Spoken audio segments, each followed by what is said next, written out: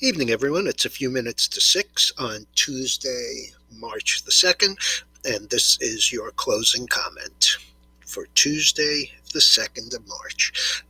Please remember to hit that subscribe button and the notifications and like us. Doesn't cost you anything, and it is very supportive of the effort. Okay, so today we closed down about 144. And the NASDAQ was down 230, really outdistancing it on the way down. The S&P was down 3153, which was under just 0.8%. The Russell was down 4381, which was 1.93. That was the biggest mover. And the Dow Jones Transports were down 46, or 0.34%. As far as the tenor of the market, the internals were 3-2 down on the NYSE and 5-2 down on the NASDAQ. Volume, however, was lower. So we had a bunch of earnings, and we also had some interesting reversals. The first earnings were Target, which beat both top and bottom, and it actually closed 173.5, and that was down 1260, or 6.8%. Marriott, JWN, missed top and bottom. That was after the close. The stock had actually closed 37.58, down 39 cents, and then afterwards traded straight down to 36, popped back up, and managed a close of 37 even, which was down 97%, or 2.55. Lemonade missed. This is an online insurance company. It's only been public a little while, but the stock was down big today on very disappointing guidance. It closed 111.83, down $20.60, or 15.6%.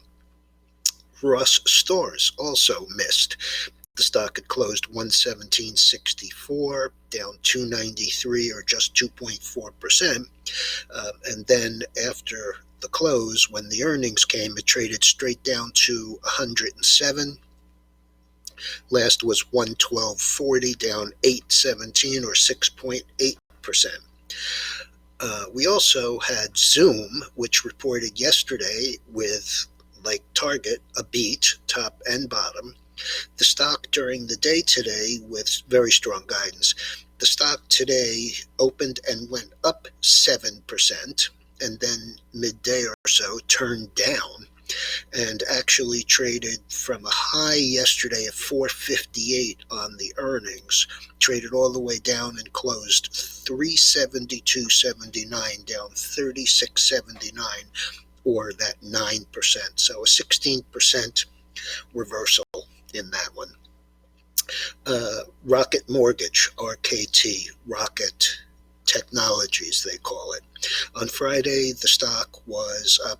It closed 21.85. Yesterday closed 24.30, up 2.45. And I actually was looking at it today as a possible dividend capture, because it's going to pay a special dividend of $1.11, and down at 24.25, that's meaningful. The stock started up early, and because the people who have been trading the GME, the Reddit people, got a hold of it and actually took it up to 45.5. No news, nothing special, just straight up. It sold off a little into the close, but closed 39.15, up 14.85, or 61%. Pretty amazing. And Lyft had comments today. It closed 57.06, down 28 cents. But the comments by the CEO talking about rideshare and the fact that it's been exactly a year and that they look to do substantially better on comps from a year ago, took the stock up to 62. The last on it is 59 and a quarter, and that's up $1.91 or 3.3%. The issue here is more that while Uber is an international company, it also has branched out into Uber Eats and all other kinds of delivery services, whereas Lyft is basically a U.S. company that does nothing but rideshare. So they don't really, as rideshare comes back, they don't really have to contend with food delivery or groceries or anything else. And those are areas that have very thin margins. So this particular fight looks like it goes the way of Lyft. We had no economic news today, but tomorrow we have ISM services. Recall that yesterday we had ISM manufacturing. We have ADP payroll numbers for February.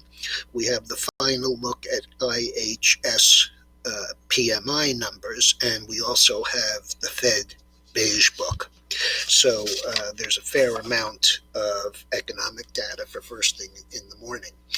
Chart on the screen is Bitcoin, and I have to stand by my expectation of seeing it at 39,000 before we can work higher. That would be right here, which is coincidentally the last important breakout from which we moved in a matter of 2 weeks from 38,500 to 57,790. We've been weak.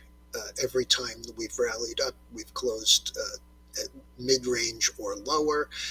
Today was another example. After bouncing off that 44,500 area, we rallied up to 50,000. Today we rallied through 50,000 to 50,550, but closed down on the day and at the low.